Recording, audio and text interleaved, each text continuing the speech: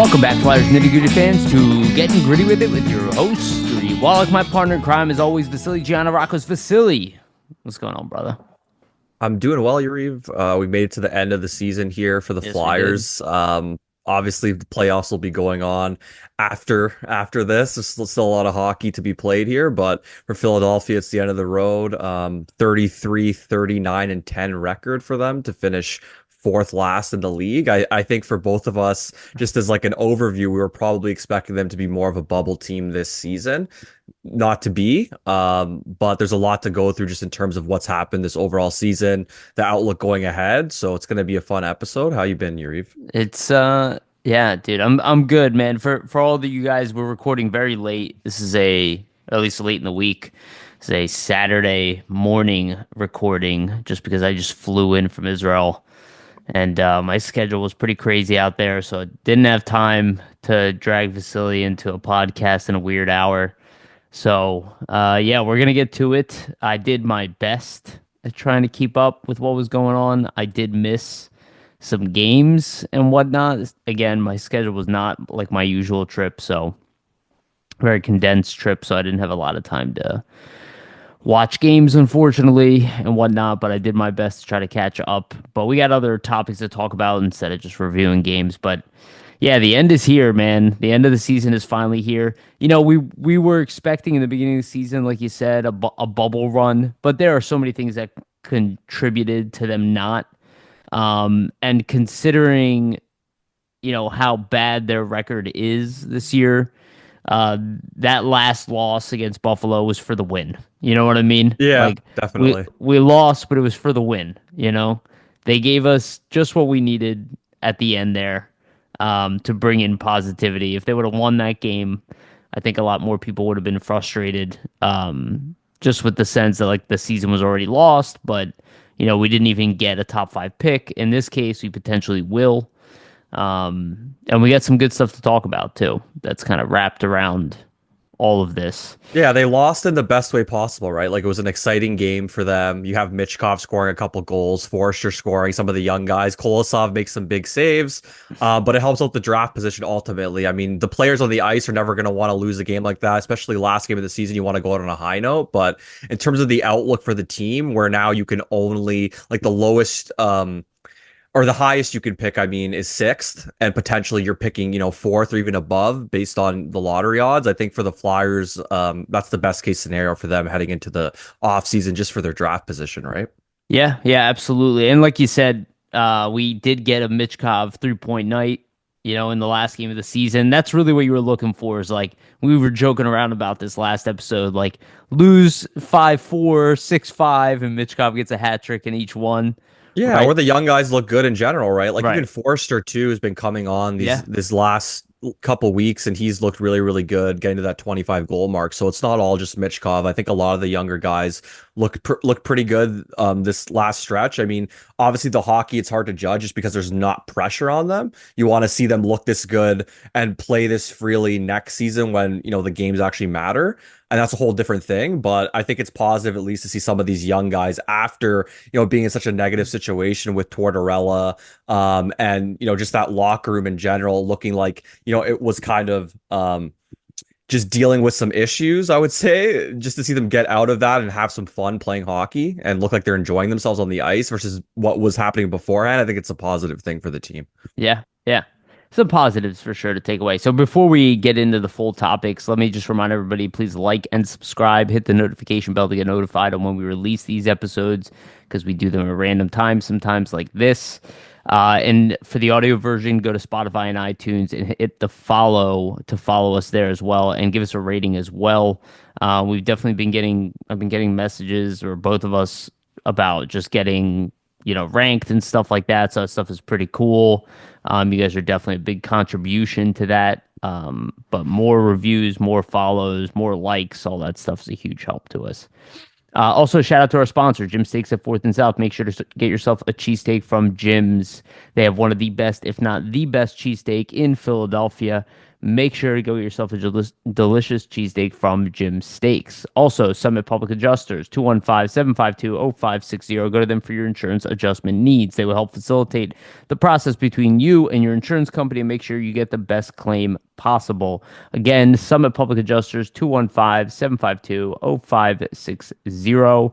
And also want to give a brief shout out to our partner, SportsSpider.com. Guys, if you're tired of searching multiple websites for sports news, SportsSpider.com has you covered. They collect the latest articles, videos, and podcasts from around the web and organize them by your favorite teams. If you want to stay as up to date on our Philadelphia Flyers or the NHL in general, hit the link in the description to check out SportsSpider.com. Again, the link is in the description. All right. We alluded to this already. The Philadelphia Flyers finished with the fourth worst record in the NHL, giving them pretty decent odds at a top three pick. A pretty okay odd at staying at four. And then obviously the way it just works because there are more teams behind you than in front of you, a decent chance to move down. To be honest with you, I kind of can't see them finishing lower than fifth. I think realistically they will probably stay at fourth, and we're probably going to draft at fourth, but we don't really know. But like we were saying before, it was kind of ideal, right? They finished in a three-way tie for points. Could have finished anywhere as low as seventh. They got the fourth pick. This is a huge offseason for the Flyers. We've talked about this relentlessly.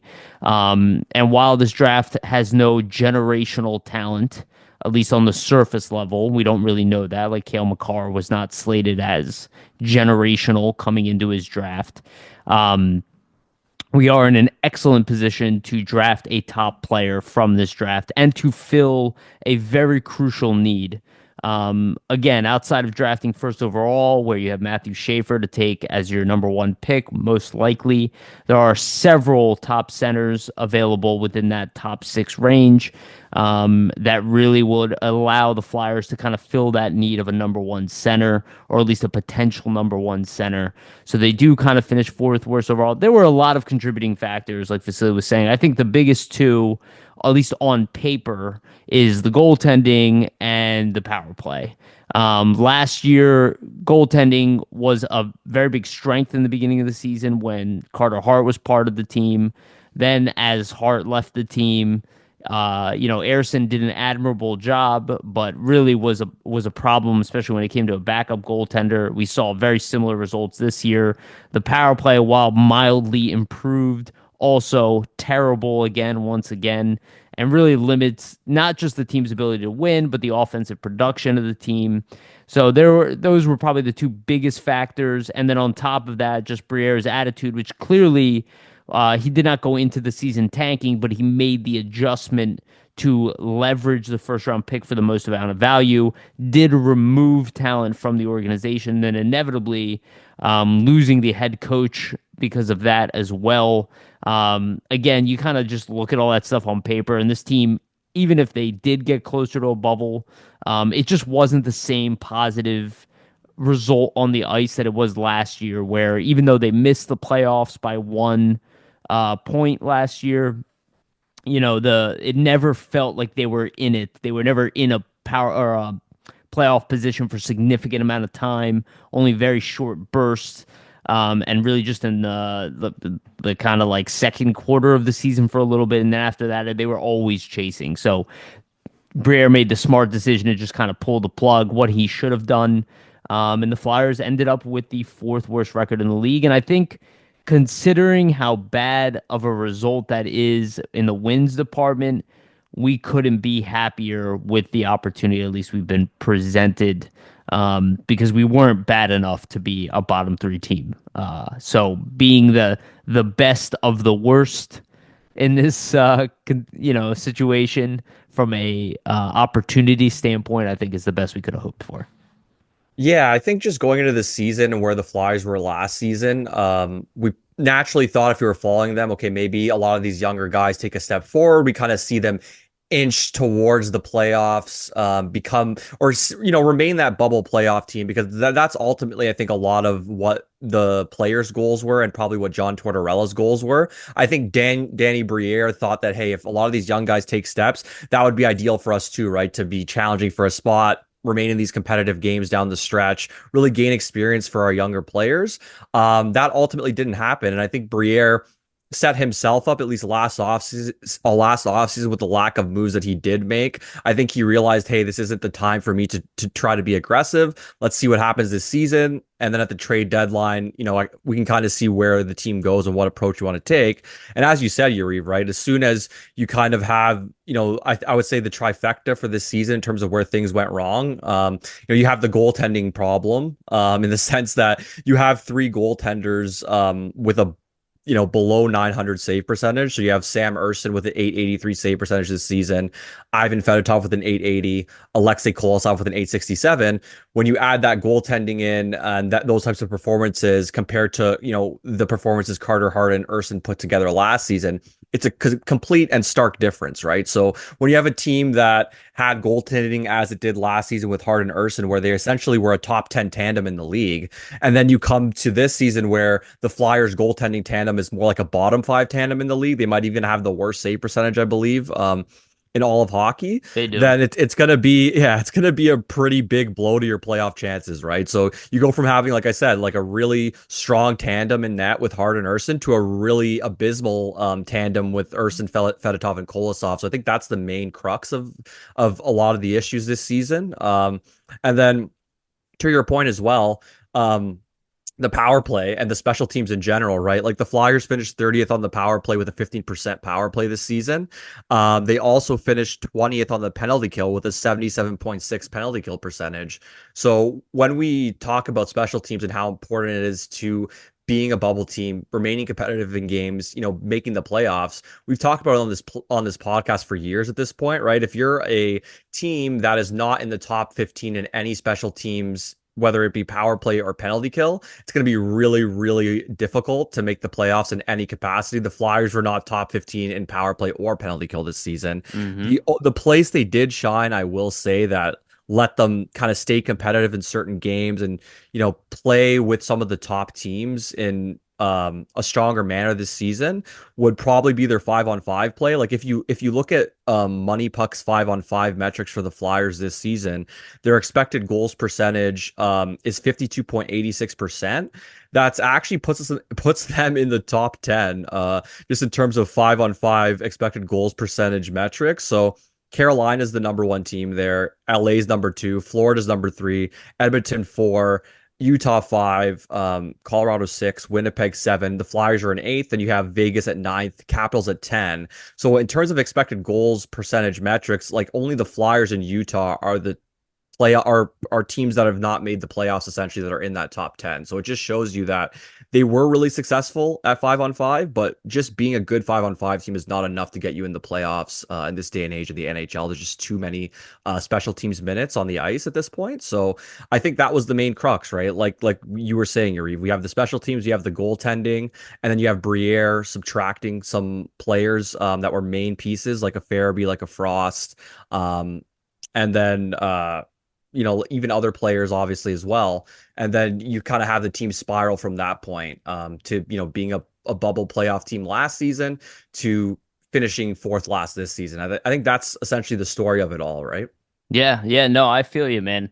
Yeah, it definitely contributed to a lot of it. 5-on-5, they definitely were competitive. It showed all year. And that, that's for a few different reasons that they were definitely competitive 5-on-5.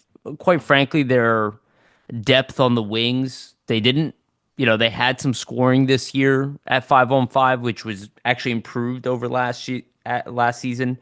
But really just, like you mentioned it perfectly, with the special teams, just penalty kill was not top five this year like it was Yeah. last year. That took him out of a lot of situations. And the Yeah, goaltending factors in too, right? Like when your goalies are with the really good, PK. Yeah. your penalty kill is going to be really good too. And like their goal differential is a -29. All those other teams I mentioned in terms of expected goals percentage in the top 10, none of them have a minus goal differential So it just shows you, right, that those other teams that were having success at 5-on-5 that are top teams, um, their goaltending was not even close to as abysmal as the Flyers, right? So Yeah. that's a big factor. It's a big problem for the Flyers, and we'll see how they plan on addressing it. I have theories, but I really don't know at this point. But overall, I am at least happy with where they finished from a draft standpoint. And we were talking about this. Considering that there is more change coming and there's more coming in, there's a way to turn this negative situation to something positive. You don't want to turn into what, Buffalo has become, where they clearly have talent but have not been able to get out of the bottom, right? You don't want this attitude of losing to kind of fester and to Yeah. manifest into the identity of the team. So Briere really needs to do something about this. I know a lot of people want to tank again for next season. I would say more like Twitter people want to tank again for next season, obsessed with the top pick in the draft. The likelihood of them getting a number one pick in the draft and being bad enough for that Slim. is Yeah. also slim. Really, his best course of action is to take this offseason. We've been saying this for a while and start moving the team forward.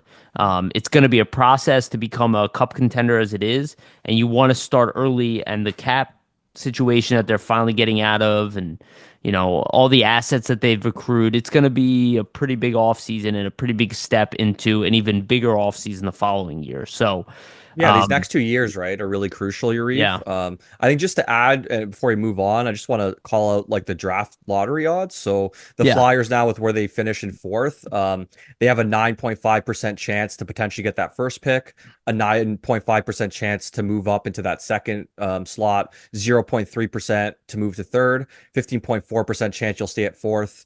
44.6% chance you'll go to fifth and a 20.8% chance you'll go to sixth. So chances are, I mean, if you look at the odds, the most likely is a fourth or fifth pick, but you never know what's going to happen with the lottery. So that's the fun of it, right? yeah. It's kind of, those numbers are like, I was talking about this with the Sixers, my brother-in-law, because they're in a similar situation with the fifth pick. And the most likely scenario is that you're not dropping back twice. It's Yeah, exactly. possible, but a lot of those numbers are kind of deceiving because they shift as it's actually a game theory, right? So like the numbers shift as teams are selected from the lottery.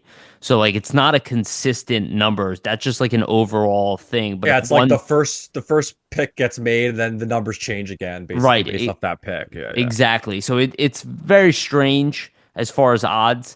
I'm kind of going into it as they're picking fourth. Yeah, Um, fourth or fifth seems like the most likely to me. yeah, and we'll find out. And again, we have a pre-draft episode. It's not scheduled by the day yet, but it's already set Yeah. up with Steve Corniano. So as soon as we know when we're picking, we're going to be talking. We'll do a preview show on the upcoming draft, and then again we'll do a post-draft show as well. So look out for that. So just real quickly, we're not going to do like a full draft preview, but I have kind of started my research now that I really know where the Flyers are picking, so kind of looking into that top pick. And then eventually I'll get to the secondary picks, the late first and then the second round picks. But I was researching the two most obvious in that range, which is Anton Frundell and James Hagens, both of which I think we would be very happy to get. Very different type of players. But after watching Frondell and seeing his numbers and the fact that he has considerably better numbers than William Nylander at the same age, playing in the same league, um, I look at a guy like Frondell, he's not lightning fast or anything like that. Neither is Michkov. But he does have kind of everything else with a big shot and a big body. I kind of look at Frondell as like the guy that the Flyers would love in that spot. He kind of fits the bill in every category. Good defensively, fantastic offensively, physical, has size, not like incredibly tall, but he's thick. The same way Michkov is, so he's not getting pushed around all the time at a young age. Already playing against men, you have complete control over him. You can put him in the AHL if he's assuming he's not NHL ready. Which to be honest, I don't know if anybody really is from this draft coming in. Um, but I kind of look at Frondell, and then I kind of look at Hagens, who was like my top guy for a while, as like, okay, would love him. He's undersized to some degree. He's not like, tiny, tiny, but he's 5'11, 175 pounds. Not a big body, not that physical, but a great playmaker. I know a lot of people are kind of down on him because of his college year. We'll get into the nitty gritty of all that with Steve when we get closer to the draft or the lottery. But overall, it seems just like on paper we are looking good, and then there's Caleb Denoye is out there as well. There's other guys supplementary that we could go for that could fit the bill, but I am kind of like Frondell zone. I don't know if you had any time, Vasili, or if you've looked at any of these guys play, or you had a chance to kind of research it all. But right now, like if you had to ask me today and he was available, and you know, I might even pick him even higher with what I've seen about him so far. And I feel like Steve had an interesting tweet, and I did save it. I know I you said have the tweet. I have the tweet, so I can bring it up if you want. That's totally fine. yeah, I did have it saved here, but yeah, why don't you just read it so I don't have to search through my pictures?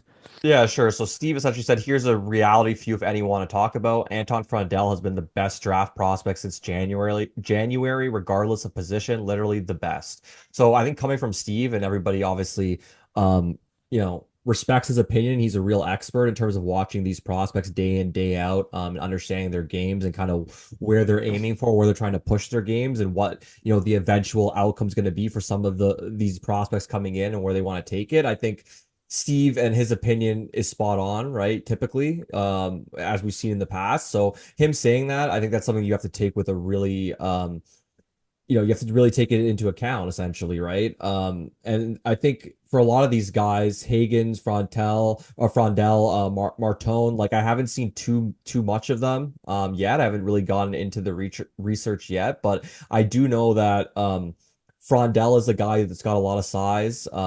Skill with the size though, and is really good like in tight, close to the net, big body. I've seen a lot of comparisons like a Kopitar. I don't want to put that on the kid. Obviously, it's a Hall of Fame type of player, but almost the same type of mold in terms of okay, really good defensively, really good hockey IQ, and that allows you to break up plays and turn the puck the other way really quickly. Kind of like a possession type of game, possession type of player. It seems like. So I think that's a really interesting type of center potentially that you could draft to play with the Michkov, who also plays a possession type game. And you have to factor in too, he has the size to boot, where I think the thing with Hagens that's, a bit of the question is he's undersized. So how is he going to be able to handle the rigors of the NHL in terms of the checking? And Yeah, issues like that could come due to being undersized, right? Like we saw how Jack Hughes entered the league and obviously phenomenal player. He's essentially like I believe he's scored over 100 points at this point, essentially a point per game player every year now. But we saw when he first entered the league, Hughes did have problems with some of the physicality just with his size being a bit smaller. So I have seen some of the comparisons with Hagens to Hughes. I think for Hagens, the skill's certainly there. It'll just be getting over that physicality. He might be a guy where he might not make it into the league right away, obviously, right? Due to the size, where you yeah, don't want to bring a smaller player in like that. And who knows, how going up against those bigger players, let's say in a rookie season, could negatively impact development.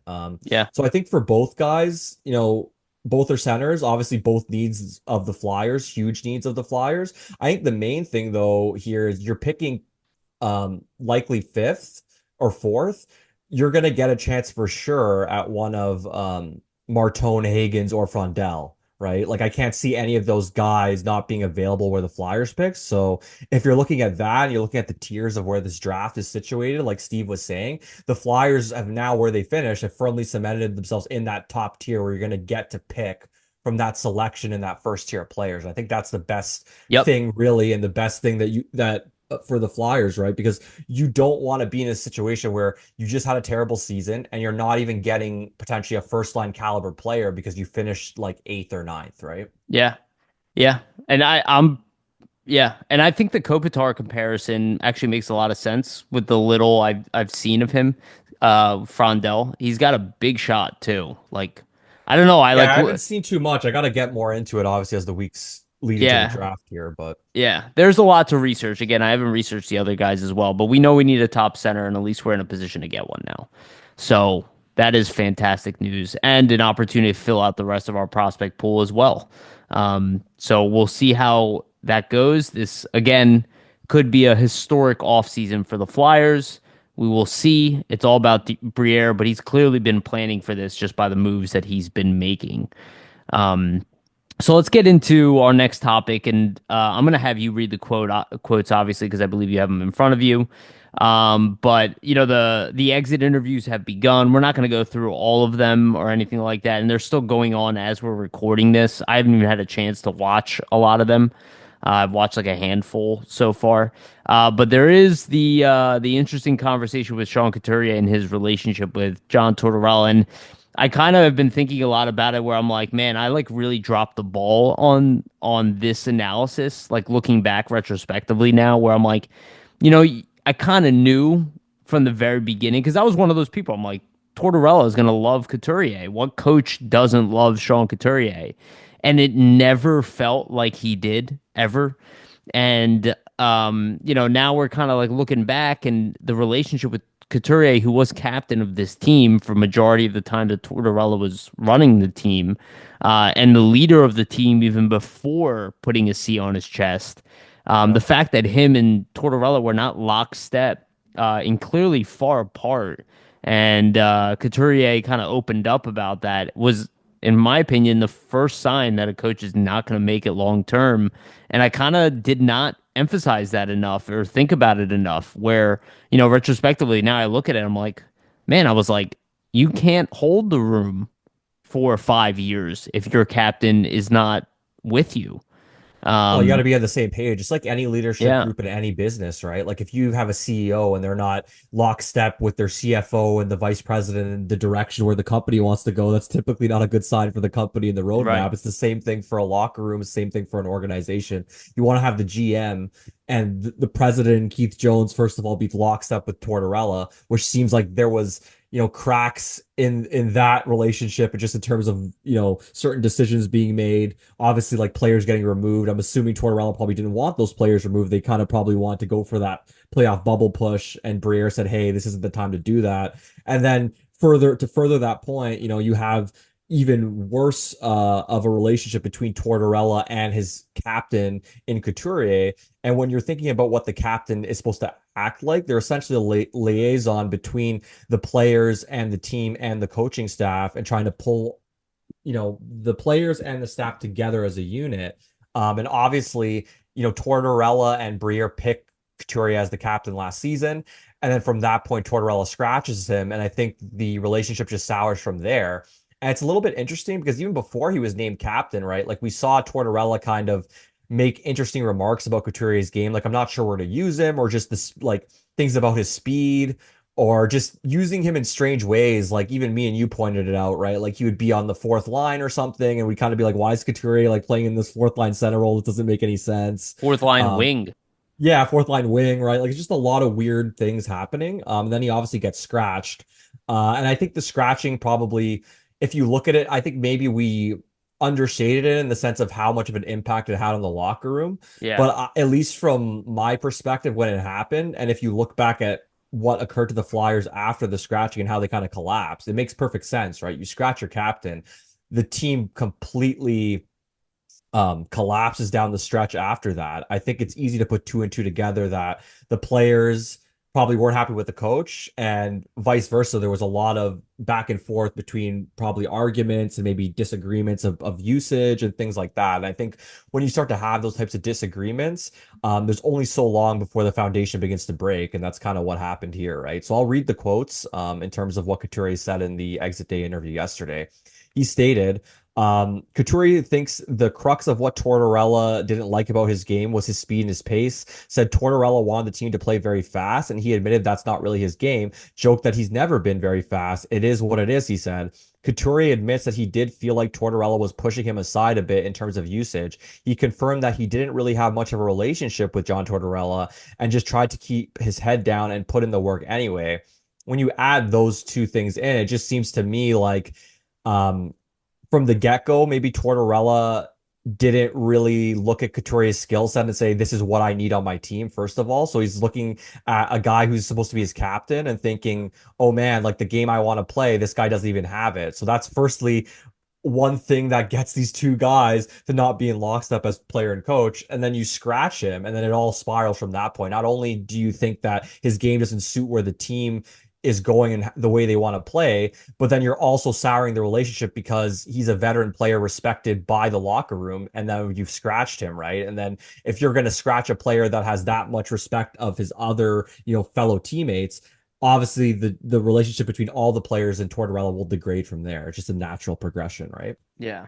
And we give a guy like Hackstall so much guff and whatnot, but he had his best seasons under Hackstall. It's just like this is how I talk about it retrospectively. We kind of malign coaches to say they're terrible or whatever, but every coach has got their strength. And I think Tortorella is one, as a guy who came in here being like, we need to rebuild, and one of the first people to say it. And then going from like, I can't do the rebuild thing at the end, it's like he was a little bit, stuck in his ways, which, we were hoping he kind of moved past it. Again, in my opinion, he's a brilliant hockey mind. But the fact that and again, I'll say it again, I've said it a bunch of times, like anytime you're a coach and you're complaining about the assets that you have on your team publicly, it is not a good sign because your job is you don't change the roster. The roster is yours to get the most out of. So if you have Sean Couturier, and to his credit, he stopped doing that to Coots, especially in the last like 70% of the season. Like Coots was on the top line, he was playing him with the top players. Like he kind of moved away from that, understanding that Coots is the best center he has on I this think he team. realized like for the team to have the best results, he probably needs to play their best actual center in legitimate minutes against actual other teams' best players to have success, right? Like you can't Yeah, which is not hide, rocket science. yeah, you can't hide your top center on the fourth line and then wonder, oh wow, we're like losing every game, you know, outrageously. Why? Why is that happening, right? So Yeah. Well, he had the players that he liked more, but the weird thing is like Noah Cates is not fast, you know? It's like but again, it's such a mistake to not understand that you need your captain, that you need to communicate through your captain. yeah, And for your captain to not feel like he's the leader under you of the team, like that's not a good sign. And that's my biggest criticism of Tortorella and his tenure here is his relationship with Couturier. It made yeah. us uncomfortable at times for sure. We brush it away because, you want to just assume that things are professional. But the fact that Sean Couturier feel like he has to keep his head down, like this guy for the most part is a coach's dream. He works hard. He doesn't complain. He's a hockey genius. It's just Yeah. like, you know, It's really strange. I think it is really about the speed of it. Like I think Tortorella essentially the way he wanted this team to play was really fast. Couturier's never been a fast player, and he just sees how he's moving on the ice, and obviously maybe didn't realize that he's a slower of foot. And I think he just from that point was like, this isn't the type of team I want to coach, this is the type of way I want them to play, so I just cannot use this guy. And it seems like it was almost like a battle between him and Couturier in a sense, and even Briere being like, get me the players that I want to play in terms of like this system, right? Like, which, like you said, to your point, when you start doing that as a coach, that spells the beginning of the end. And I do want to shout out RG Media because they had a really good article on this and then like an exclusive with Couturier. So that was from reporter James Murphy. So shout out to him. He had a sit down with Coots. He asked him about his relationship with Torres. This is another quote outside of the exit day interview, and this is really telling as well. Couturier just stated, it was just all right. I'm not going to lie, Couturier admitted. I thought throughout the last year and a half and what was portrayed in the media, yeah, there wasn't much of a relationship, I would say. We didn't see eye to eye on a lot of things, and it was hard, but I just tried to work with him and do what's best for the team because that's my job as the captain. So to yeah. me, when you see that and it says we didn't see eye to eye on a lot of things, I think just the fact that the coach and the captain are disagreeing so much in general, not a good sign, obviously. And I think Tortorella's probably thought was that scratching, okay, it's going to light a fire into Couturier's ass. It's going to kind of spark things in a positive way. I think that was almost the beginning of the end for his tenure, where it kind of did the opposite. It probably put a wedge in that room that was maybe something that you couldn't recover from, right? I think after that scratching, even Couturier is probably wondering as a veteran of his stature, like what's going on here, like what's happening. Like me and the coach are supposed to be on the same page, and obviously we're not because he's scratching me right now, And and it didn't communicate why he scratched him. I think that's the main thing, right? The respect factor, because if you're, I think like the respect thing is a huge part of it because if you're a coach and you're not showing that respect to your captain, not actually communicating with him even before you scratch him or tell him why, then how are you communicating with your other players who are not, in that position as the captain, less tenured in the league? Is there even any communication at yeah, all? And then you see Tortorella come out to kind of end his tenure and make those comments saying, well, I don't want to coach in this situation. I don't want to be coaching in a year like this. Like the players probably feel disrespected, right? And if you're a player and you feel disrespected by your own coach, maybe in the sense that, hey, I can't even coach this group, like there's no way you're going to last, right? So no, I think absolutely not. it was just untenable based off. I think that was the beginning of it, the whole Couturier situation. It just kind of throughout this whole year stretched along until it just couldn't Until it occur any broke. longer. Yeah, Yeah. yeah, for sure.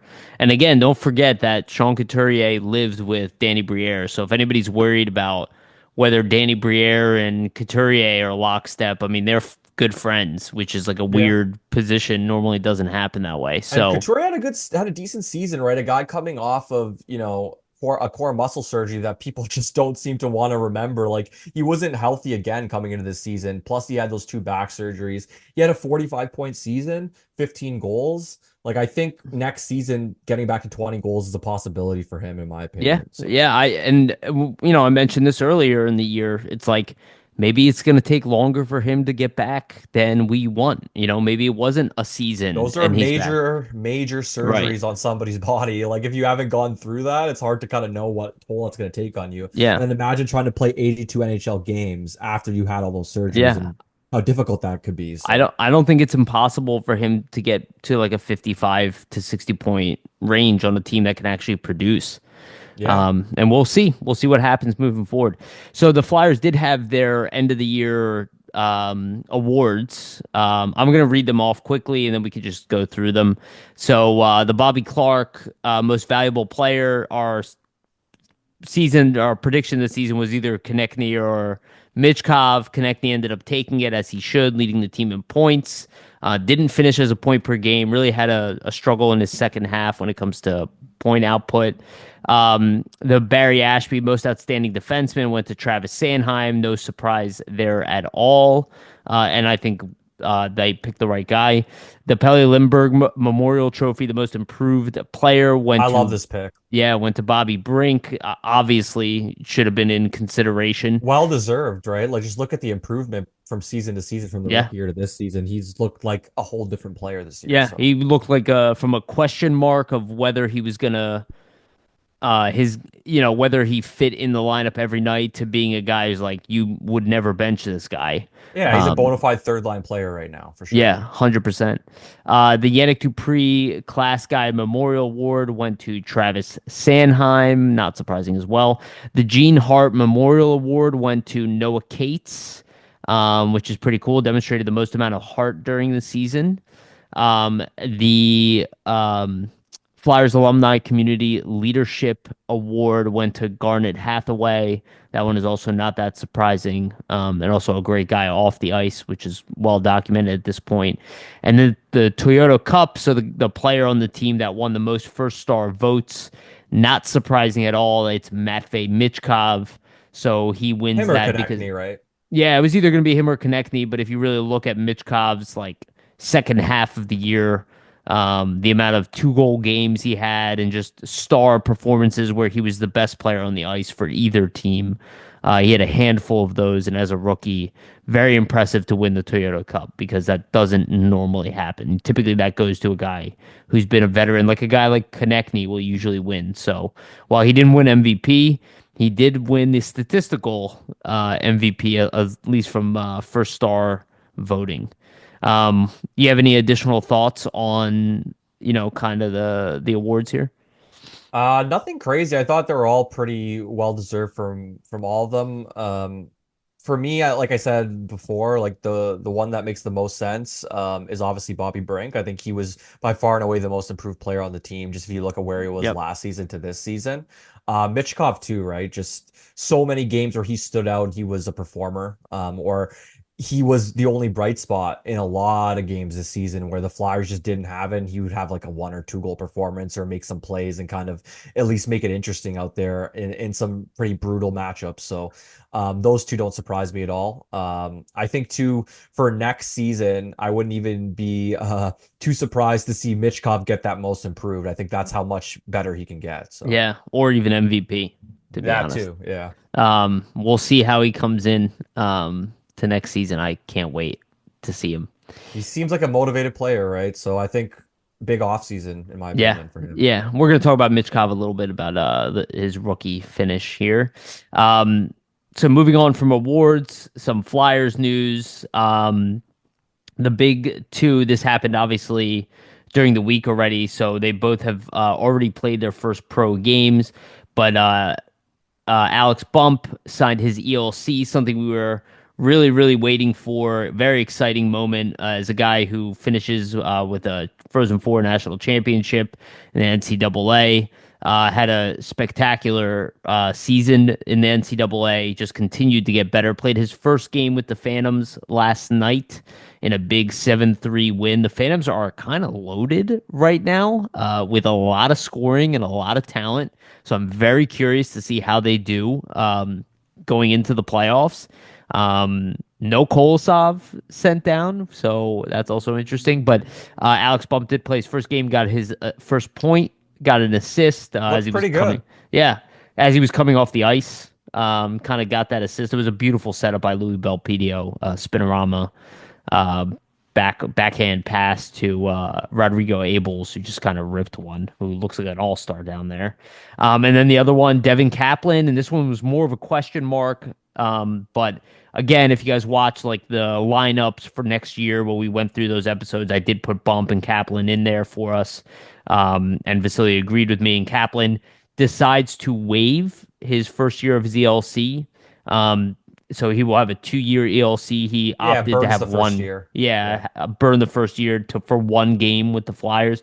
Where it's interesting because Bump did not and chose to take on the playoff run to prepare himself for the pro season. So that's actually upcoming pro season, which is actually really awesome. So Kaplan will not be playing with the Phantoms, unfortunately. I wonder if that's something like that Briere and the Flyers kind of try to navigate where they're like, hey, we want Bump to start in, the AHL because we don't want to burn that first year. I wonder if they pressure him in any way like that. Well, I'm not sure. I'm going to take Charlie O'Connor's word on this. This is just me listening to his podcast, and I think this probably comes from inside. From what he understands, is that Bump chose to Okay. go down to not burn that first year of his ELC and to be prepared for next year's pro season, where Kaplan wanted wanted the NHL touch. Game. Okay. Yeah, and honestly, I think Bump made the right decision, but Kaplan did get to play in his first game. I think he played 12 and a half minutes, something He like that in didn't his look first bad. game. That's pretty encouraging though for Bump, right? Like you just see the motivation from the kid to Yes. make that decision. I think that's a Yeah. really, It's really a amazing thing to hear. mature decision. Yeah. Yeah, definitely. Um, yeah, I'm excited to see what happens with Bump in preseason next year and see can he knock on the door of the NHL even. I think so. I think it's definitely possible. Like it's going to be interesting to see how he produces in this playoff run for the Phantoms. But Yeah. I watched that game last night, and Bump was playing with Luchenko and Anthony Richard. Yep. Obviously, it's his first game, but he looked pretty good in that first game. And I would say keep that line together because they had some passing plays on the rush. He didn't connect, but obviously you're not playing together very often at this point. So I think, a couple more games to kind of get their bearings about them, gain some chemistry. I could kind of see it all starting to click, but you could really see the speed of all three of those guys together, like a Luchenko, Richard, because he's obviously very fast as well. And even Bump's got some speed to his game. So it looked like a pretty fun line. So it's going to be interesting to see if they keep them together through the stretch. But like you were saying, Yariv, like I'm pretty sure I got to pull it up right now, but like the Phantoms are completely loaded just They're in terms of their stacked lineup right now. offensively at least. Yeah, offensively, even defensively, they got a lot of people not playing. Like I wanted to see they have their scratch list. It was like a huge list of scratches Yeah, the other. yeah, Yeah, let's look at this list of scratches. Let me just read it. Ben Gleason, Brendan Fury, J.R. Avon, Cooper Marody, Samu Tuamalo, Itu Makiniemi, Carson Bjarnason, Sawyer Bolton, Oscar Eklund, Alex Ciernik, Xavier Bernard, Massimo Rizzo, Elliot Desnoyers. That's just the scratch list from last night's yeah. game. That's like a whole And lineup. just for those wondering, Tuamala is injured, and so is Cooper Maradi. Otherwise, they would probably be in the lineup as well. But just Um, like that's crazy to have all those yeah. scratches, right? Yeah, and they're looking pretty good offensively right now. So it's exciting. And also, just another quick update is Emil Andre has been sent down, so there will be another player added to that scratch list as Andre will play the number one defenseman role for the Phantoms, and that's Yeah, good to see as well. I'm glad that they sent him down for this playoff run. He's spent majority of his season down in the minors, it so makes let him see sense. it through, and then next year he'll probably be with the Well, Flyers for the start of the season. he played 25 games with the Phantoms, right? And he's essentially their number one D man in those games. So I think it only makes sense if you want them to have the most success possible and potentially go on a long run. Give them back that guy who ran the defense, ran the power play, and see if he can add to the team and potentially, get them over the hump in some of these, playoff matchups coming up. So I think it makes a lot of sense. Also, you have him gain more playoff experience, obviously. Yeah. So for me, it makes sense. And another thing I just want to mention about the defense core that got brought up on the broadcast yesterday in that Phantoms game was Ethan Sampson. I didn't realize how strong of a season he was having, 12 Yeah. goals, which is really, really impressive. He's been running their power play while Andre's been up with the Flyers, essentially. And I also didn't realize this, that he's only the third Phantom ever, third defensive or third D man on the Phantoms ever, sorry, to score 12 goals or more in a season. So that's actually a really impressive feat. The only other Phantoms defensive that ever scored 12 goals or more in a season is TJ Brennan and Ronnie Adder. So I did not know that, and I thought that was an interesting thing to bring up. Yeah, it's really awesome what Sanson's done being a sixth round pick. Again, we know his father, Sean, who's been on this show. He's really been really impressive for a late round pick, and he's got tools. Like he's Well, he big, was an offensive player in junior with right? the Wildcats, right? So for him to essentially play this well with the Phantoms in an His offensive role first year. doesn't surprise me because he ran the power play in junior, right, for his team. So Yeah. it's pretty impressive, but I think yeah, just something good to mention for the Phantoms because there's a lot of deep prospects coming up, and he's a guy that I think doesn't really get brought up enough. So Yeah, we've brought him up on this podcast, and we'll see. He's going to make more noise as they move forward. yeah, I would just say he's the kind of like the forgotten man almost. Like I feel like everybody's always mentioning like Oliver Bonk and an Andre and a Grans, and he kind of gets and forgotten a bit. McDonald, yeah, Yeah, right. But he had a 60-point season with Prince George Cougars in the WHL before, he came over to the AHL. Like he's always been an offensive type of guy. So, like I said, 12 goals, tying that record for the Phantoms, pretty awesome. Pretty awesome stuff. yeah, yeah. Really, really good stuff by Sansom. I'm excited to see how he continues to evolve because right now he's, in my opinion, on an NHL trajectory, and for a late pick, it's That's a huge awesome. win. Yeah, it's Yeah. awesome. So Matvei Michkov finishes tied for second in points with 26 goals, leads all rookies in goal scoring. Again, played uh, technically 10 games more than Macklin Celebrini, who finished with 25 goals, though it's really nine because he was benched for an entire game as well. So he actually didn't even play really 80 games. He played 79 games, but it does count. Yeah. And it's kind of a shame because you look at it, it's 3 games that he didn't play in essentially, and there's your probably difference between him and Cole Hudson, who finished with, Lane Hudson, who finished with 66 points. 66, 3 points above him. Probably could have tied him. So for all those people saying Would have made Tortorella his held case back better, right? Would have made his case Michkov, better. I mean, look, I actually had a chance to listen to Michkov's interview earlier this morning. He said his biggest complaint was not playing enough, that he wanted to Yeah, I play saw more. that. What I really loved about what he said is that he actually is disappointed with his rookie season and thinks he didn't score enough. Um, and look, the reality is that he had a great rookie season. It wasn't like like statistically like an all-time great. It does meet that 65 point mark, which I talked about quite a bit. Vasili and I talked about it. If you look at the guys who put up 65 points in their rookie year, they typically end up being one of the best players in their position in the NHL.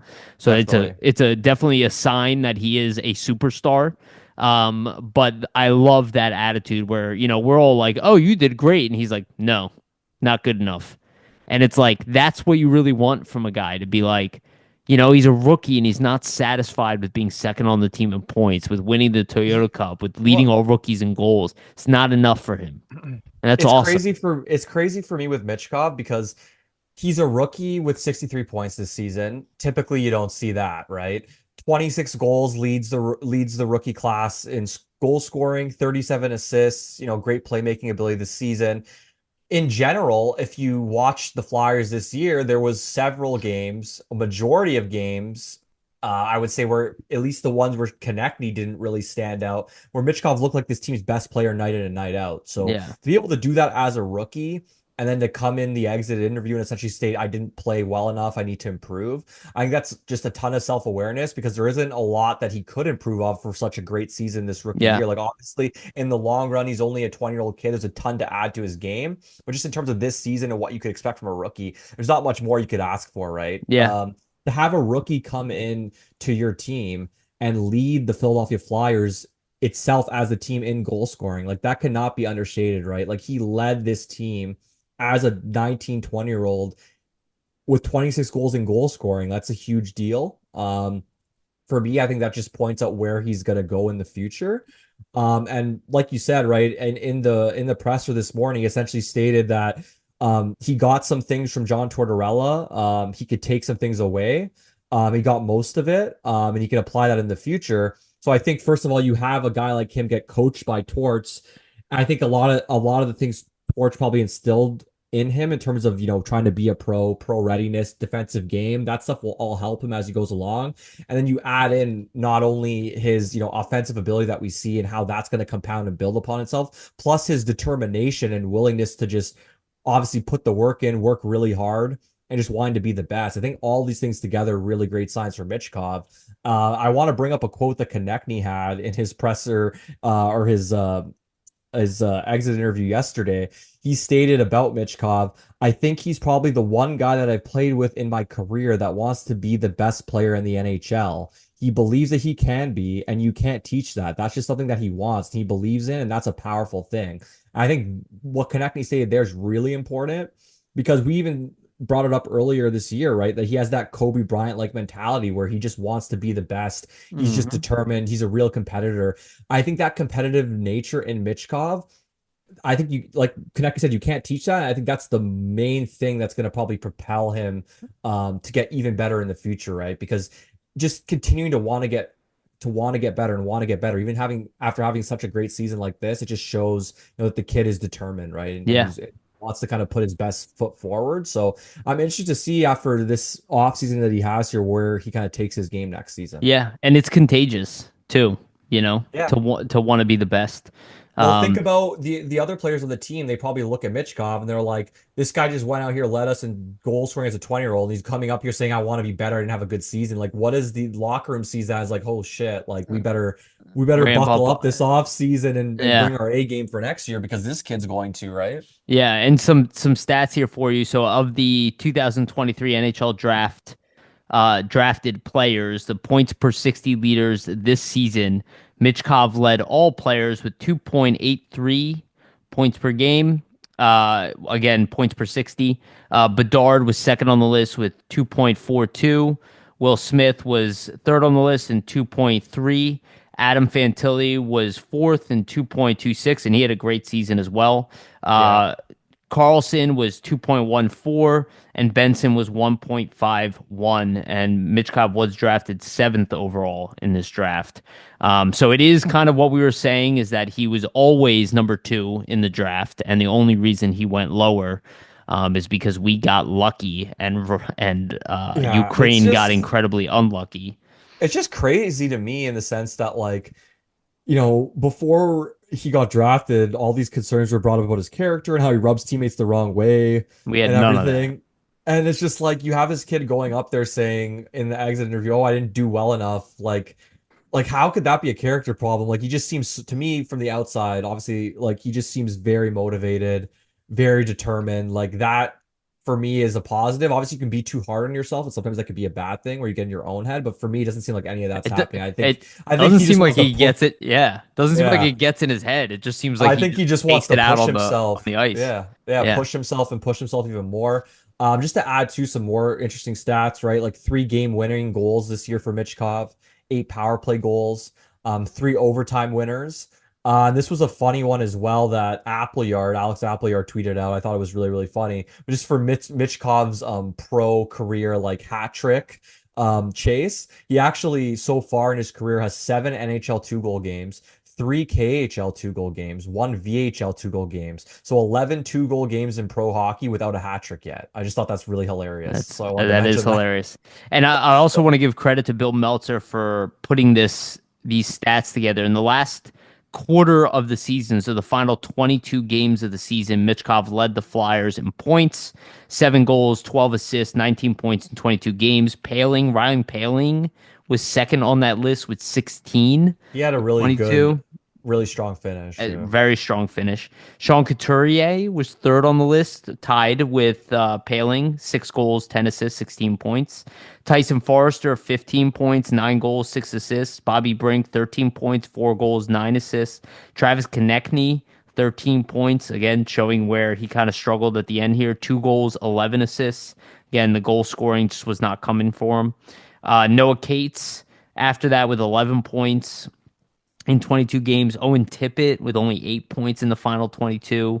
Jamie Drysdale with 7 points in the final 22. And Jacob Peltier with 7 points in the final 22. And some of that is deceiving because some of these guys put up near a point per game, like at the end there, like Ryan Paling, who was kind of crazy hot.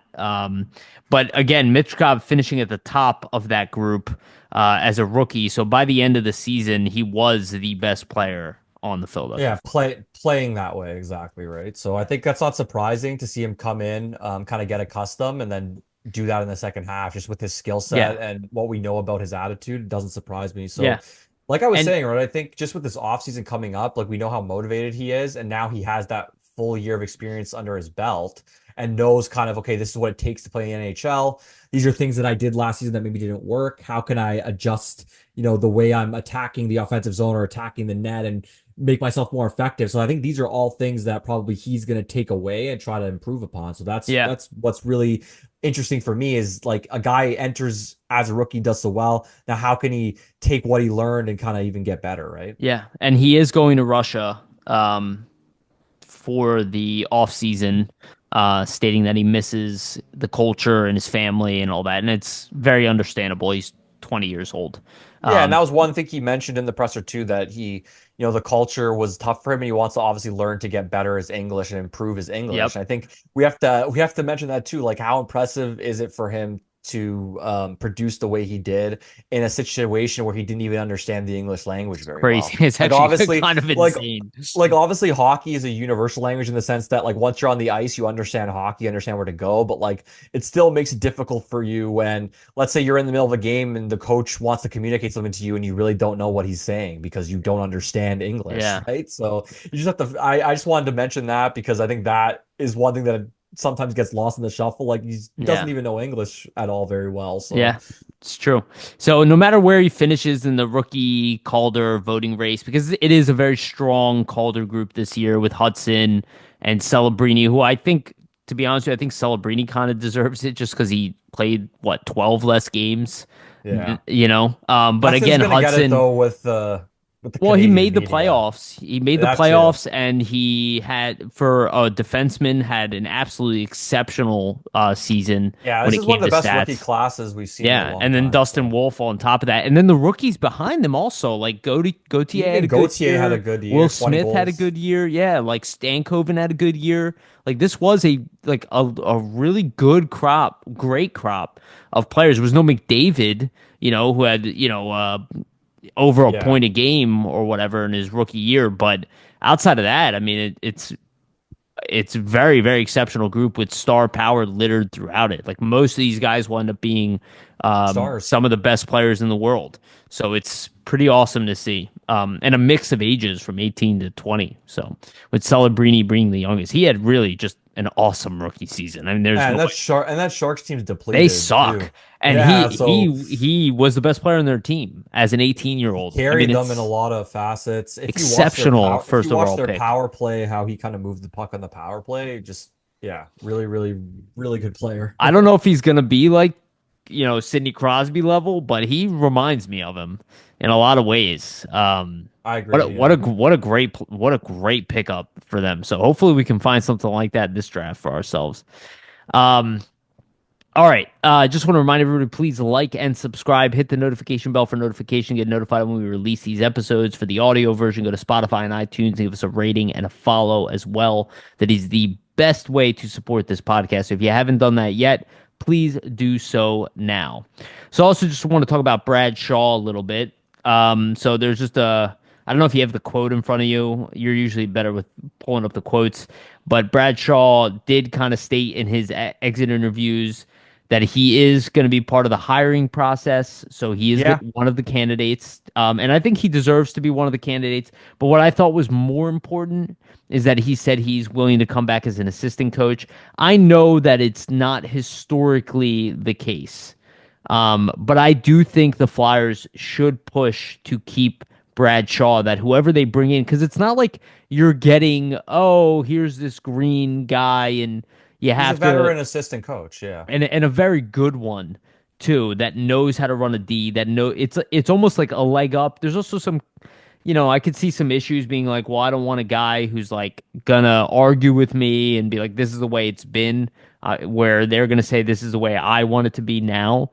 So like I do understand that stuff too, and maybe if it's a guy like David Carl who's like, not an NHL experienced guy, a guy like having a guy like Brad Shaw there makes a ton of sense. But I Yeah. do think the best thing forward is to keep Bradshaw here because he's a very good assistant coach. And he might actually even be a good NHL coach, but he doesn't seem like he's gung ho on it. And I would really love to see him stay here.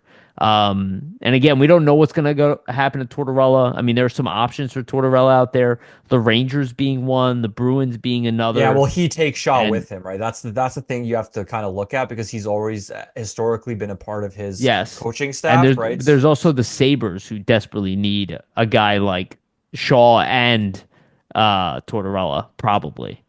Yeah, Uh, we'll see. I mean, here's the exact quote. So Shaw essentially said he'll be meeting with Bray at the start of next week to discuss the head coaching situation. He says if he's not the head coaching choice, he'd be open to staying on as an assistant coach in his old role. He said he'd definitely consider it.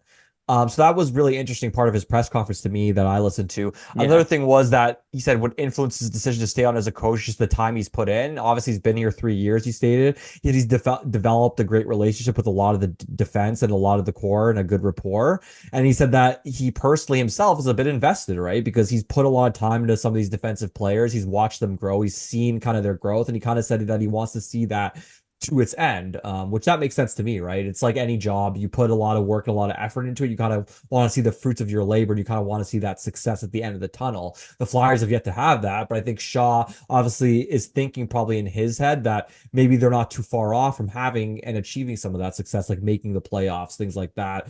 That Shaw presser was really interesting to me. I think there was a couple pretty interesting tidbits. Like he said himself that he thought the 9 game tenure that they did a pretty decent job, but obviously there was some areas of their game where he thinks the team could have done better. And it's a tough situation to be in as a coach, right? Because you might want to tweak things, but there's 9 games left and the structure's been this way all year, so it's kind of just like you have to let it ride. So it's an interesting place to be. Shaw was stating as well that in terms of him, coaching this defense, he's seen several players improve and get better. Along his tenure. Obviously, you look at a Travis Sanheim, you look at a Cam York, even a Nick Sealer. So Bristow. yeah, Ristolainen. So I think to your point, right? Like just the job he's done, even with the penalty kill being fifth overall last season, the fact that not with the Flyers only, but with even other teams that he's been assistants under, like if you look at those Columbus days when he was the coach there, their penalty kill was very strong.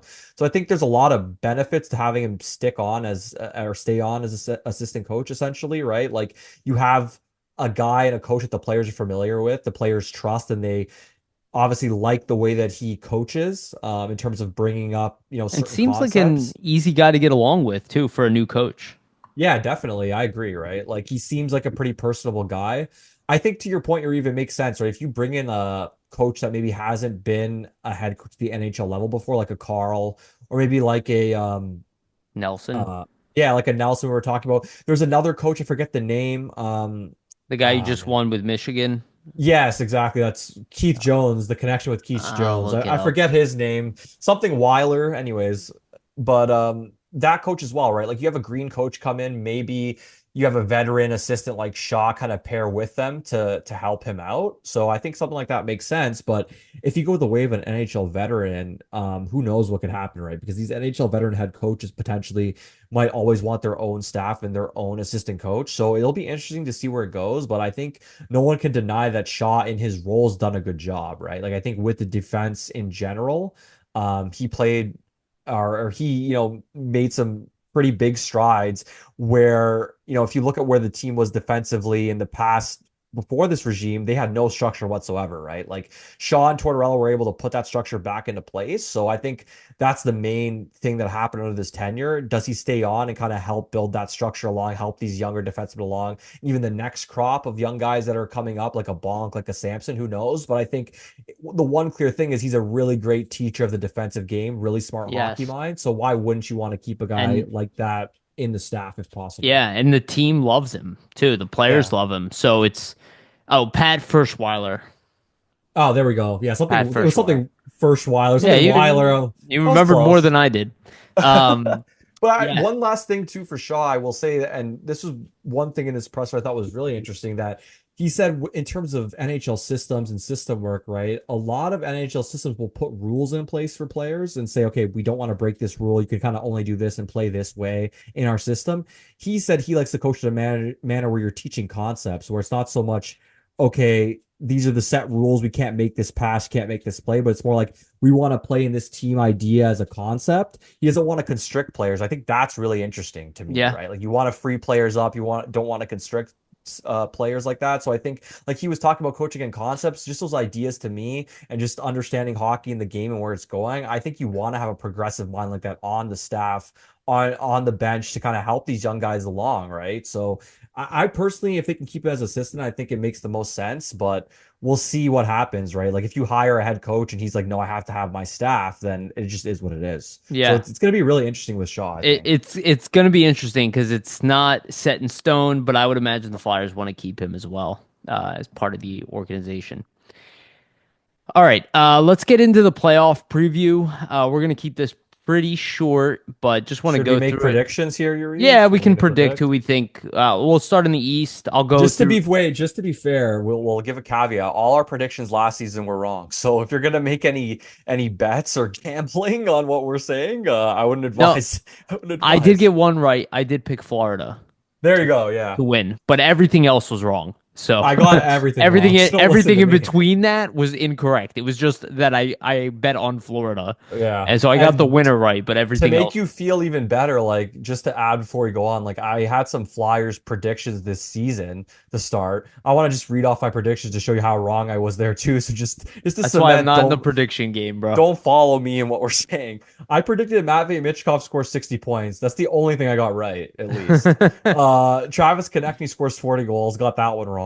You Sam were Urs, almost right halfway if he through the would have year. You were. continued his pace, he might have.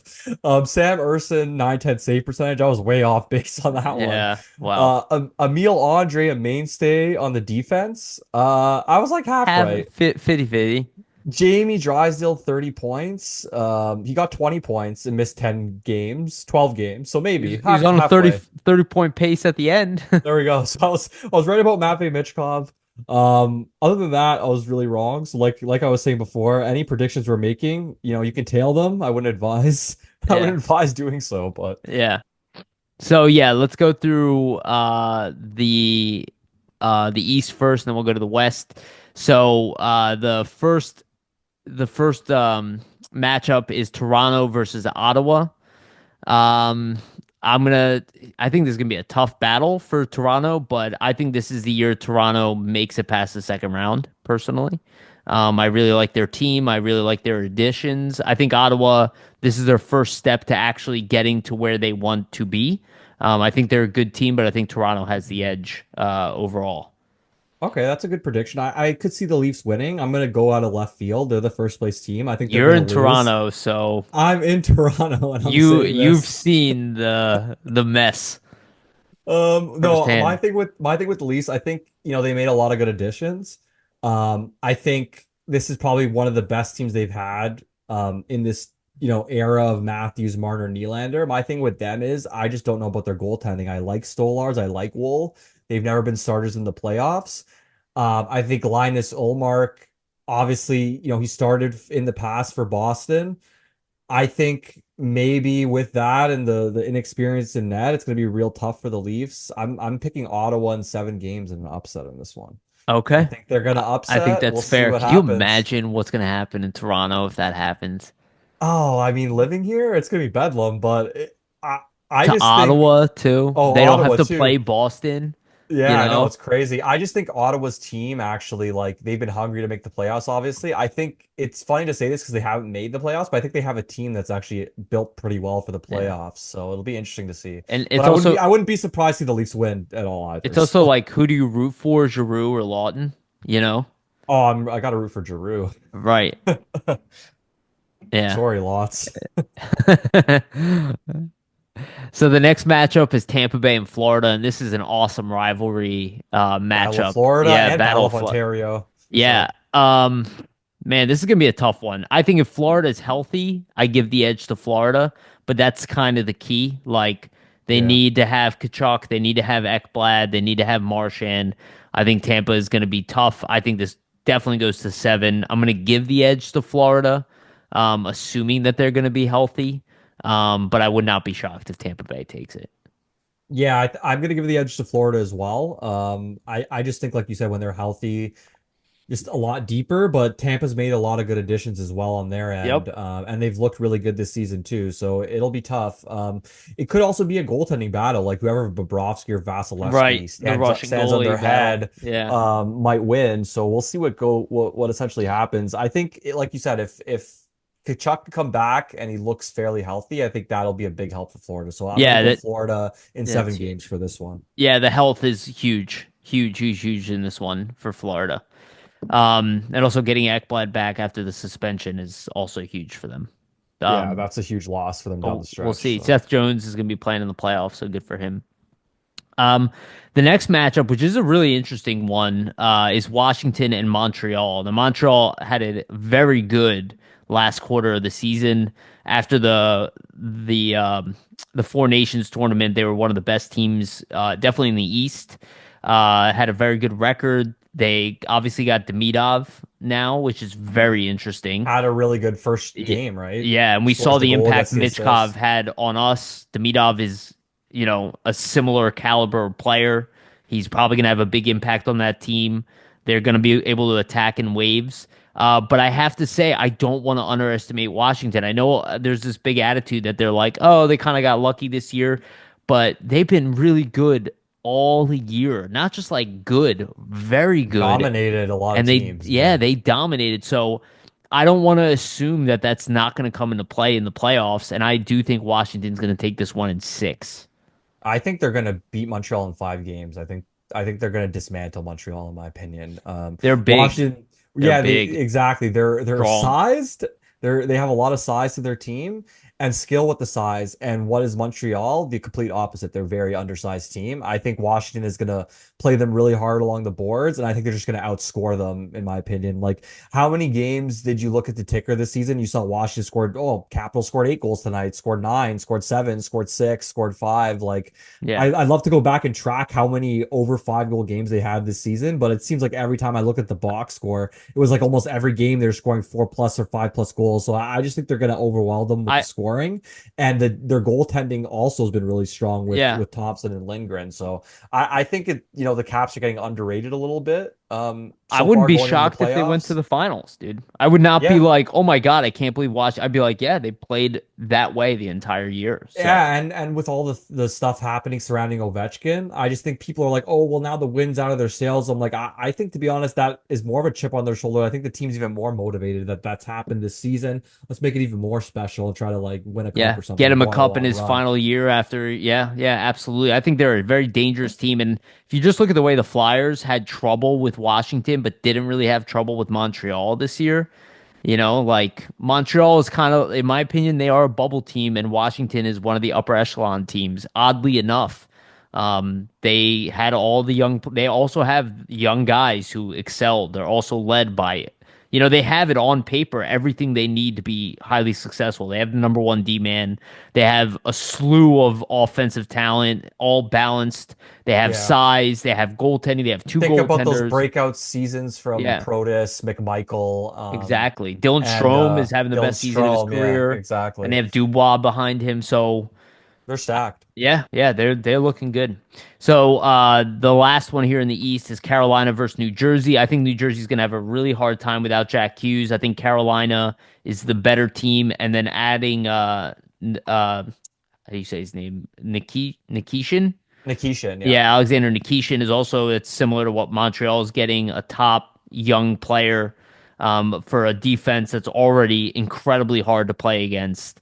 Um, yeah, I'm going to give it to Carolina. I think that they are going to be one of the better teams. They're definitely going to make the second round this year. I don't think New Jersey's going to get by them. So they are getting Dougie Hamilton back, which I Yeah, that's a believe. huge ad. So that's Yeah. a huge ad for New Jersey, though not having Jack Hughes. And, I do love Nico Hischier. I think he's kind of undervalued. Like a lot of people don't put him up there with like Peterson and McCarr and Heiskanen. I don't think he's on level with McCarr, but I do think he's on level with all the other guys. He's a I think Selkie he could be a candidate, Selkie guy, point per right? game player. So he's a number one center, in my opinion. So I just think Carolina, just the way they play and their success and the way they played down the stretch here, I think they're just better than New Jersey. So beat them in 6 or 7. I think this will be a tough one. I think it'll go 7 games, in my opinion. I'm not too sold for Carolina on their goaltending, unfortunately. So the rest of their game though, right? Like they play that possession game. Obviously you have Stankoven that you added. That's it's not a Rantanen, but still a helpful piece. And then Nikishin, I think is the biggest piece. You pretty much added another number one defenseman. You have like basically like a defensive number one defenseman in Slavin, then you have like an offensive number one defenseman in Nikishin playing on the same pair. So that's going to be real interesting to see how It's they like they mesh. added an Ekblad in a way, Yeah, I you don't know? know. I don't know how if you saw like Brindamore greet Nikishin, but they had a video online that the Canes put up, and he looked so Did excited that he was here. And I'm like, okay, this already like shows to me like how they're gonna kind of treat this guy and play this guy coming into the beginning of the playoffs. So I think Carolina's gonna win in 7. I think if the Devils had Hughes, I would actually pick them to be honest. But really I think just interesting. yeah, I think just without Hughes, he runs so much of their offense in terms of the power play and just like off the rush and things like that. I just think that's a too big of a loss for them to overcome. And I think if they would have had him, they would have been able to exploit Carolina's goaltending a little bit more than not. So Yeah. that's what gives me the edge for them, Carolina in the 7 games. But I think with Hughes, the Devils would take it, in my opinion. Okay. Interesting. Again, I expect that. I think that's a tough one to predict. I think they're all tough to predict, to be honest with you. Yeah, Um, I think the West might be a little easier. The East no, is I don't is think so. tougher. Maybe. Really? Yeah, maybe you're right. Maybe you're right, actually. Let's get to the West. First matchup, Winnipeg and St. Louis. This is tough for me. I don't know. That's a tough one. Because in my mind, I'm like, it's kind of like St. Louis is my Capitals of the West, where I'm like, they were Yeah. so good in the second half of the season 12 that game winning like, streak. yeah, Yeah. that like you cannot ignore that. But Like, Winnipeg forget was what so your good to start the expectations. season, right? Right, but it's again, it's how you go into the playoffs a lot of times matter, and they are well balanced, just like Winnipeg is. Winnipeg does have the edge in net, but Binnington has been huge in big games, as we've seen this year. So I wouldn't be. I'm going to give the edge to Winnipeg, but I would not be surprised at all if St. Louis beats Winnipeg, even in like 6 games. Like I would not be surprised at all. I don't think. there is a chance that they could go to the finals. But I think their competition in the next round is going to be too tough. But I think St. Louis is, the black horse, the dark horse of the West for sure. Yeah, I think St. Louis is 100% the dark horse. I don't think even a lot of people maybe had them making the playoffs this season to start off. They had a killer run, like a huge run. It kind of reminds you of the season they won the cup. Bennington's been lights out for them.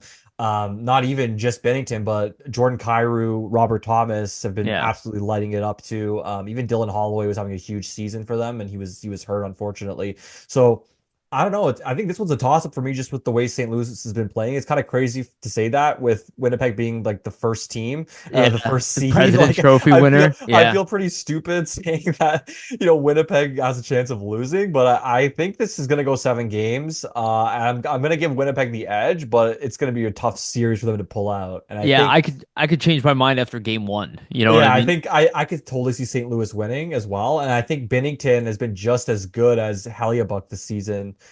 Just in terms of, especially maybe not the start, but from the Four Nations onward, he's been one of the best goalies. Like he's been Right. locked in. So it's Yeah. gonna be interesting. I think if you want to watch some really good hockey, Winnipeg Jets, that's a series to keep an eye on for Yes. sure. It might be like a new rivalry forming after this one.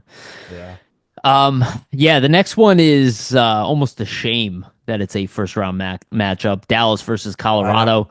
Dallas not having Heiskanen and Jason Robertson is huge in this I case. think that's the nail in the coffin So for them. yeah, I give the edge to Colorado in this sense, but Dallas got the goaltending. Um, it's an interesting one. I could see either. I have no idea. Yeah, if If Oettinger Dallas was stands on healthy, his I'd give head. them the nod. But again, McCarr and McKinnon Yeah, and I know. That's Landeskog is back. That's what I mean. Landeskog's bag is back as well. That's my thing, right? If you had Robertson healthy and Heiskanen, I think I would give the edge to Dallas, especially with the season that they Right. had. And then, but now with them not being healthy, you lose your number one defenseman. And then Robertson, I mean, he might be their best player. You could argue it's Hintz or Rantanen, but I mean, I think he has the most points for them this season, if I'm not mistaken. Yeah. So They that's a got huge Sagan loss. back. They got Sagan back, but he's been on a lot, he's been out for a while, so it's hard to jump back in and be that Yeah. effective, right? Going into the playoffs, he's going to need some time to catch up. So it's a real big loss. Like that's what for me, like if you're the Stars, you're like, man, we should have not played Robertson in the final week in these games. It didn't fucking matter, right? Like Yeah. they're probably looking at it being like, man, we should not have played this guy. Look what happened. It's week to week, so who knows what He that might, means. yeah, he might not be back to like Stanley Cup finals, you That's know? what I mean. So like I think Colorado's gonna take it in 6 games. If it wasn't for the injuries, though, I would give it to Dallas. The other thing too, Colorado has a chip on their shoulder with the whole Rantanen situation. Like they're gonna want to shove it in his face big time. So Well, they traded him though, I know, but I feel like and the they won thing. that trade in the Well, end. no, I know that, but I'm saying the reason, if you look into it, all the reason apparently why they traded him was he didn't want to sign back or didn't, Yeah.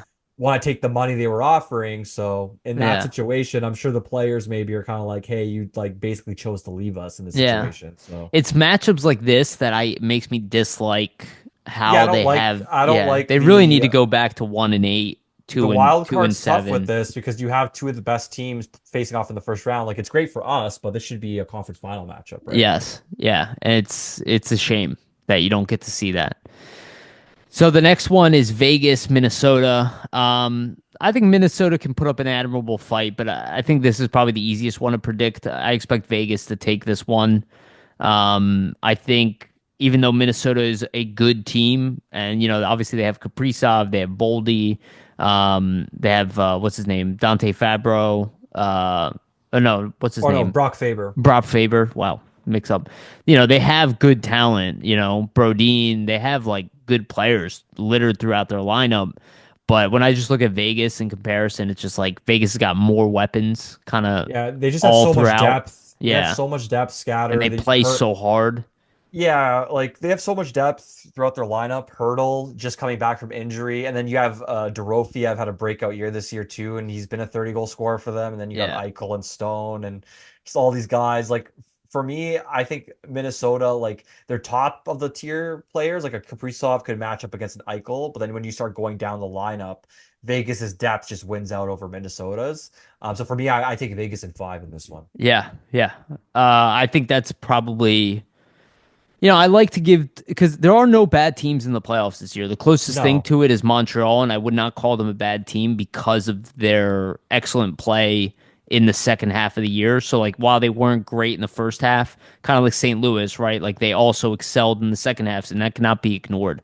So, it's like there are no bad teams. So, it's hard for me to say anybody loses in five, but it happens every year. So, and sometimes disappointments we don't even see coming. So if any series could go in five, I think that's the most likely, to your point. All right, LA and Edmonton, the last one, Is this the third year in a row they play each other in the first round? it might be. I think so too, yeah. Yeah, you might be right. So yeah, the next one is LA and Edmonton. LA actually being the higher seed over Edmonton in this one. This one is actually really hard for me because I like the Kings lineup more than Edmonton's. Yeah. But Edmonton has McDavid and Draisaitl, and when you put those guys on the ice, like they are, outside of McKinnon and Makar, they're probably the biggest X factors in the playoffs, Oh, right? 100%. So it's like I'm gonna take Edmonton here, but I think it's gonna go to seven. And Edmonton again, I mean, they're looking to make it back to the finals again and to win this year. So I'm gonna give the edge to Edmonton, even though they're the lower seed. But I would not be surprised if they don't make it out of the first round. Also, just because the Kings are good, but I never bet against McDavid. It's just stupid at this point. He's that good. He's an all-time great already. So I don't bet against all-time greats, you know? Um, Yeah, for me it's tough. I think this goes to 7 games as well. It is true. This is the third straight season that they're facing each other in the playoffs. So talk about rivalry, obviously. I'm sure both fan bases are tired of seeing each other in the first round at this point. But yeah, it's hard, I think, to go against Edmonton when you just have those star players that can kind of just change a game at any moment potentially in yeah, a series, like a McDavid, like a Draisaitl. What I will say that's going to be a big loss, though, they do not have Matthias Ekholm, yeah, Edmonton. He's going to be out for them. So their defense already with him is already a bit questionable. Now you take him away. I wonder how that's going to look. So I think if this is going to be like obviously the past 2 seasons, Edmonton beats the Kings. I think this is probably the best chance for the Kings. Like in this 3 year stretch of facing Edmonton, they're going to have to beat them. And yeah, they've been better this year. This is the best iteration of the Kings in these last 3 seasons, right? Like they've been really, really good this year yeah, in terms of their defensive play. So I just wonder. I think if Edmonton is going to lose, I think this might be it, but I still do see them pulling it out. I yeah. think the big thing for them is going to be if they lose, it'll be their defense just isn't good enough, and Skinner also hasn't stepped it up because he's had a real poor season compared to last year. So Yeah, because it's not a question of whether they can score goals, right? Like, it's about can they keep him out of the net at this point. yes, yeah, and that team has plenty of talent to outscore their competition. And they're, you know, again, cannot forget about McDavid and Draisaitl, especially Yeah. McDavid. And Draisaitl is obviously like arguably the second best player in the world right now behind McDavid. Um, he's in that group with Kucherov and McKinnon, and but the reality is like McDavid is just, and he's angry. Like he Yeah, wants exactly. He wants this. to win, especially after last season. Yeah, he So could put up even better numbers than he did last year in the playoffs. they're So going to be motivated, yeah, 100%. yeah. All right, so essentially we have no idea who's gonna win. And we'll see. We'll keep updating on this as we move forward. We're obviously gonna keep track of the playoffs here. So we'll end on just some quick Phantoms updates. We already kind of went through everything, but I did want to list this. So the Phantoms won 7-3 yesterday, which was a big win for them. Huge game. Yeah. It was funny because I was watching the game and it was 3-2, and then they just exploded in the third Hit period. And you're five like, goals in nope. the third, right? Yeah, Yeah, 5 goals in the third in a yeah. quick span. So, I did want to point out that Ty Murchison scored his for a bomb from the point. yeah, it Ty was a Murchison, huge slapper. yeah, didn't score like at all in the lower level, and then bombs one at the AHL He level. was So just saving it for pro hockey, I'd say. yeah, yeah. So really nice for him to get his first pro goal. Gabrankin had 2 assists. He has been very good. He was a flyer for 30 seconds this year. He got that call up and then sent back down immediately as an emergency call up. But I loved at least that the Flyers noticed that, like, oh, that's the guy that we would call up, which was really cool. He's going to be very interesting watching him. I really am like enjoying I what's going could on with see the him. Phantoms. Yeah, the Phantoms is going to be a fun push, and I think he's a guy that's going to push just in general for the Flyers Yeah, potentially next I season. think I think so So too. Especially with guys like Kaplan and Bump and all these guys. And I think the Flyers will probably try to go slower. And again, they're going to add NHL players this year, there's so going to be a like lot of the internal top nine competition. is going to be very Yeah. hard to make for the Flyers. But that's what you Um, want. You want competition within your younger players aiming for those spots so you kind of develop guys, right? When you yeah, have that internal competition, it's really healthy for the organization. yeah, So, and there's a good chance that Delorier is going to be like the 13th, 14th forward yeah. throughout the season too. So like that it's really just the fourth line as of right now that's open, and that's with the Flyers out without adding anybody. And again, Jacob Peltier is still with the team, so and he needs a contract. So we'll see what happens there. We'll keep track of that all off season. And then also wanted to point out that Zayd Wisdom also had a couple assists as well. I just really want to call out how exceptional his second half of the season has been. Overall, he's just under half a point a game with 0.48 on the season. But if you really look at his second half of the season, it's probably closer to 0.68. Um, he has really been putting up a lot of points. He's playing a top six role for the Phantoms. He's not going anywhere, in my opinion. He's definitely getting re-signed. And again, another guy like Gabrankin who's just like physical, has scoring punch, has some pedigree, and we talk about guys like Garrett Hathaway and how valuable they are at the NHL level. Like, seems like the Flyers have a few replacements for a guy like him already, kind of brewing, and not that far away from being NHL ready. So, really, really happy with Wisdom's second half. Overall, the Phantoms are pretty set on forward, and they have enough scoring punch to pretty much outscore or keep up with any AHL team. It's how do they play as a whole, and can Peterson and Gahagan do well there because Kolosov apparently will Yeah, not we'll be see playing Peter for the because Phantoms, which Peterson, in is my so stupid. opinion, yeah, Peterson wasn't looking like I don't know, some of the goals he let in yesterday, man. Like I was watching and I'm just He's like, not good. no, he let in this floater from the blue line, and I'm just like, what's happening Well, here? Gahagan's numbers are so much better than his. I Like, it's assume not they'll even play. close. I assume they'll play him. I don't know. I assume they'll play Gahagan. But yeah, like the fly. Just for context, like the Phantoms were up 2-1. Basically Cleveland scores to make it 2-2, and then like 30 seconds later they take a floater and they make it 3-2. And I'm watching the game, like what just happened here? Yeah. And I'm like, Cal Peterson can't make a save. Basically, they erupted in the third, but I was just like, this is wild. They let in two goals that were of this poor caliber in such a quick span, right? Yeah. Um, but yeah, Phantoms are going to be real interesting to watch through their playoff run. I would employ like anybody or who kind of has the time to give it a watch if possible. Just before we end, just to add this in, I didn't get to mention it, but the Flyers have the following picks in the first and second round coming up. So obviously fourth, with the results that just As happened of right now. as Yeah. of right now, yeah. And then as of right now, they have Edmonton's pick at 24th, Colorado's at 25th, the 36th pick, which is their own, the 40th pick, which is Anaheim's, Columbus's, which is 45th, and then Calgary's, which is 48th. All this stuff, especially Edmonton's, Colorado, is going to be subject to change with the playoffs. But Let's I hope just they thought to both lose in the first round. yeah, I just thought to mention that, they have a lot of draft picks coming up. So just showing kind of like where the offseason's headed. I mean, they're going to be really focused on the draft. And I would imagine some of those picks will get traded just with how many they have. So Yeah. there's a lot that, is going to be coming up this offseason in terms of the draft and potential trades and just moves in general. So Yeah. there's going to be a lot of stuff to And keep track of with and this I'll team. say this, man, the fact that Kolosov is not going to the minors to play with the Phantoms, I don't think he's gonna be back next year. Probably. Yeah. I don't think he's coming back because he's not NHL ready. He cannot argue he's NHL ready, and No, he's not playing with the Phantoms on a playoff run where he he would didn't play easily be well. the starter He did on not that. play well for the Flyers during his run. So His numbers are the worst in the NHL of any goalie who played above 10 games.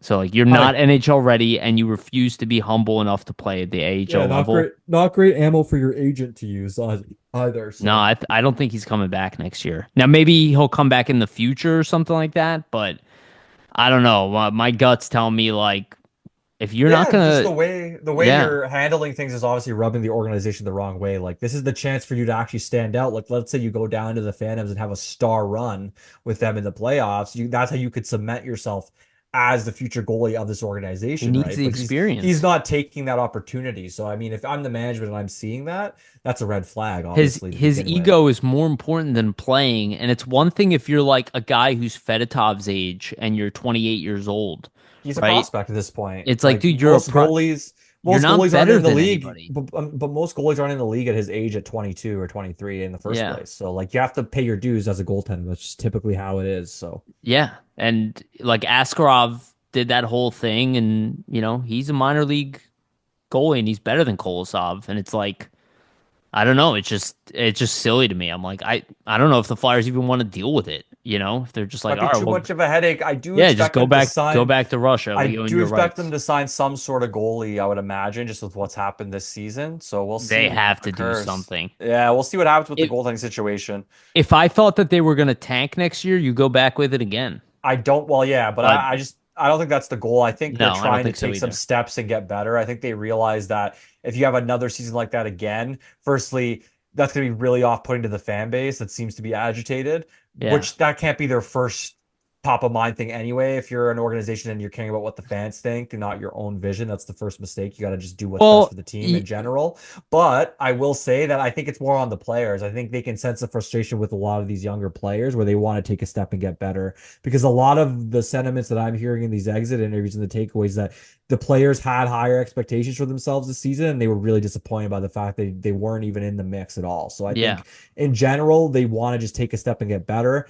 But just with how young this team is, if you do take a step and get better next season as the whole, it's because a lot of your younger players are going to be getting better, right? Yeah. Just because they're one of the youngest teams in the league, right? So I think, it's all about the young guys getting better, taking that next step. I think that's the main focus going ahead. If you can make some moves this offseason and add based on the flexibility you created for yourself or some trades, open it up and you can, add some interesting pieces, then sure. I don't think they're going to try to force anything, but I think like we've said all along, right? These next 2 years coming up are going to be the real kind of turnaround period for this team in terms of okay, young guys taking steps, also adding players, with the cap space you accrued, making potential trades. I just a lot to come potentially Yeah. these The next two off the window seasons. is open. And while I do agree with what you said that like you can't listen to the fans and do what they tell you to do, this is a this is an entertainment Yeah, sport. you have to And gauge it it's too. not You have to gauge it entertaining too. to watch players lose for a draft pick. The Oh yeah, average fan has no idea and does not care. thousand The percent. Yeah. Twitterverse does, but the average fan wants to win. And a lot of the Flyers fans are in their 50s, 60s. They don't want to lose. They don't look at life as like, oh, I have all this time to wait At the end of 5 the day, years for this too, guy to be a yeah. star. It's like At the they're end of the not day, thinking like too, that. they haven't made the playoffs here in 5 years, and that's where apathy starts to grow in amongst your fan base, right? Yeah. So at this point, I think that's the longest tenure this organization has ever had not making the playoffs. That was, basically before the Eric Lindros era. Then he comes in and then they start making the playoffs like that. The parallels to me are really similar with Michkov. I don't know if the Yeah. same's going to happen here, but it is very interesting to look at back at that period where they missed five in a row. You get a guy like Lindros and then hit the ground running and kind of start making all your additions to your team. I'm not saying the same thing's going to happen here, but it's eerily similar. So we will see what occurs. But I think there's a lot to potentially, like I said, happen this offseason and next offseason. So we're Oh yeah. gonna we're gonna talk about it all, obviously, Yeah, as we go along. So for sure. All right, just want to remind everybody, please like and subscribe. Hit the notification bell for notifications to get notified when we release these episodes. For the audio version, go to Spotify and iTunes and give us a rating and a follow as well. Please, please, please, please, please do that. It is the best way to support our show and is what keeps us driving forward. Also, shout out to our sponsors, Jim Steaks at 4th and South. Make sure to go get yourself a cheesesteak from Jim's at 4th and South. They have one of the best, if not the best, cheesesteak in Philadelphia. Shout out to Public Summit Adjusters, 215-752-0560. Go to them for your insurance adjustment need. They will facilitate the process between you and your insurance company and make sure you get the best claim possible. Again, Public Summit Adjusters, 215-752-0560. Shout out to SportsSpider.com. They are an aggregator of sports content from all over the internet for videos, articles, podcasts, everything organized by your favorite teams, by your favorite sports. Make sure to check them out. The link is in the description. Vasily, thank you so much. Appreciate you working with me on my schedule here. And thank you, everybody who does listen to this. And again, we're going to go back to a more normal schedule now that I'm back in the country. Thank you again for listening. We love you guys. And remember, always stay gritty.